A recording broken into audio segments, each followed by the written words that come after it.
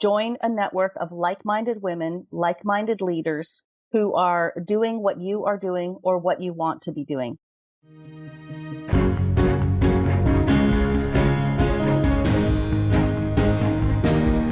Hello, everyone. Welcome to the KTS Success Factor podcast for women, where we talk about challenges senior female leaders face in being happy and successful at work. I'm your host, Dr. Sarah E. Brown. My guest today is Liza Rogers. For 25 years, she has been passionately involved in what is now being called the cohousing movement. Liza's deep and diverse background in tourism and events has included leading groups on world-famous European river cruises, managing eco-guest houses in Bondi Beach, Australia, and being employed by 2 Olympic Games. On her journey, she discovered everything about financing, joint ventures, and buying real estate. Liza has a wealth of information and wisdom about real estate sectors, both inside and outside Canadian borders.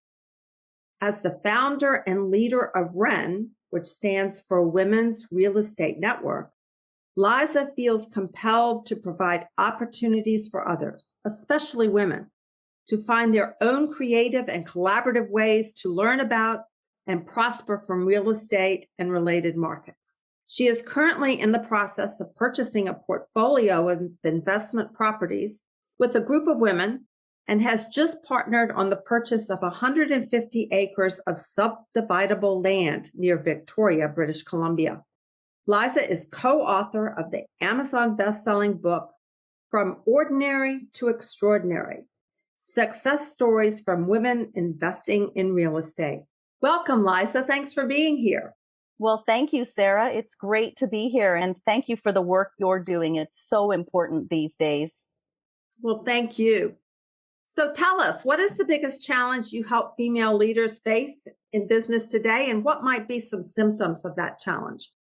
Well, women leaders do face a lot of challenges these days, especially now that we're in the middle of hopefully coming towards the end of a pandemic. It's been even harder, but so many women, as you and I have just recently talked about, get so far in their careers and then they kind of hit that glass ceiling. One of the things that I like to say, because having found real estate investing has been such a great key to getting through that glass ceiling, the quote that we came up with a few years ago is, "The glass ceiling becomes an open skylight when you own the building."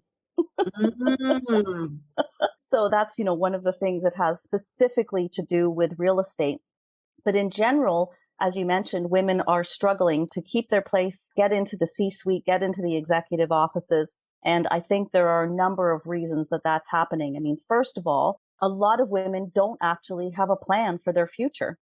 They don't really know where they want to end up and how they're going to manage it when they get there. And so many women are still trying to do it all. And one of the things that we are so passionate about with WREN and with our group of women is teaching women that we can't do it all. I mean, I know there's that message out there that women can do it all, but that just leads to burnout, fatigue, relationships that need repair because they're not getting enough attention.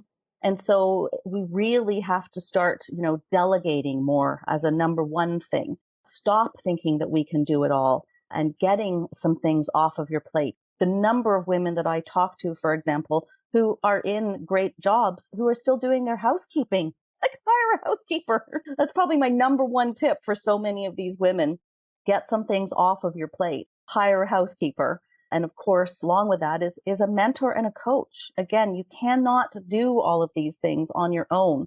And mentors, coaches, people who have either done it or are doing it or are the smarter person in the room than you are, those are the women who are going to be able to help you, lead you to where you want to go. And having a plan for where you want to go is part of that really important process. Well, that's probably good lead-ins to the next question. So what do you see as the biggest mistake your clients make before working with you? So the biggest mistakes is, again, not setting up for the future, not understanding being afraid of the success, number one. I mean, people are not actually setting themselves up for success. And then when it happens, they're like, oh my gosh, how do I repeat this? How do I keep going with this? How do I get the message out? How do I get more people involved? So the success is a big part of it, not actually setting themselves up for future success and being able to scale either in their business or the businesses that they're working in, and then struggling with that scalability. And then the other side of that is the whole fear that surrounds what if I fail? So you've got kind of two ends of the scale. There's the what if I actually succeed? Oh my gosh, what if this works? How is that going to impact me? How's it going to impact my family? How's it going to impact how much more work I'm going to have to do if this is successful? And then what if it fails? What if it doesn't go to plan? What if we don't see as much profit or bring enough people into this success journey as we were planning on? And how do you sort out how you're going to deal with those two sides? And so those are two of the things that I see happening a lot. And so again, it's going back to getting those coaches, not doing everything yourself, and understanding what your future looks like so you can actually plan for it. You can delegate to where you need to delegate to you so that you can have that success or be prepared for those. We call them failures generally, but sometimes they're just learning opportunities or your tuition. So I probably know the answer to this question, but just to be clear, what would be the number one free and actionable tip you can give the women listening today to address this challenge? So the number one thing that I tell women is join a network. Join a network of like-minded women, like-minded leaders who are doing what you are doing or what you want to be doing. That's the number one thing that I tell people to do first off. And that comes with a couple of things to beef that up. And that is join it, but also engage with it. So don't just be someone who sits on the sidelines and is passively taking place. Contribute in some way, offer up your knowledge, be vulnerable with what you're struggling with. Listen to what the people in the group have to offer and actually take it in and engage with it. So many people, just again, even with Ren, with the Women's Real Estate Network, we have people who join and then they don't take any action. So if you're going to want to change your life, changing your life or changing your job or changing where you are in your career, it's not a solo sport and it's not something that you can just do passively. You have to take action. And the other part of that is don't spend time with toxic people and toxic relationships. If you have an opportunity to join something where you have an opportunity to be lifted and lift women up, do it. But let's stop being in toxic relationships and participating in anything where you're actually tearing another woman down. TV shows, media, all of those things, we got to stop doing that for sure. So join a network and stay around positive, uplifting people. Absolutely. So I thought you were going to say hire a housekeeper, but I guess you have to do that to have time to join a network and to have time around uplifting people. Exactly. Yeah. And that is one of my things that I always say when people say, oh, I'm so busy. My first question to them is, okay, well, what have you delegated? Do you have a housekeeper? And I'm often surprised by the number of people who say, no, I don't. I'm like, get the house cleaning off your plate, first of all. And then we can start working on delegating some of the other things. So what's a valuable free resource you can share with the women who are listening today to help them understand this challenge better? So again, if we go back to knowing what they want for the future and knowing what they have to do to get there, some women underestimate what they need to build their dream future and others kind of overestimate. So the number one thing again is having that plan. And part of that plan is understanding and doing a budget. So one of the number one things that I recommend and some good free resources are actually budget tools. So I think it's YNAB, You Need a Budget. Mint is another one. These are online opportunities where you can go in, you can plug in some money, and you can actually understand what it is that you need to have your life basically paid for, right? So a lot of people think, oh, I could survive on $5,000 a month. And other people say, oh my gosh, I couldn't live on less than $20,000 a month. But they don't know what they're spending their money on. And so they don't actually know how to control that or how to better plan for their future.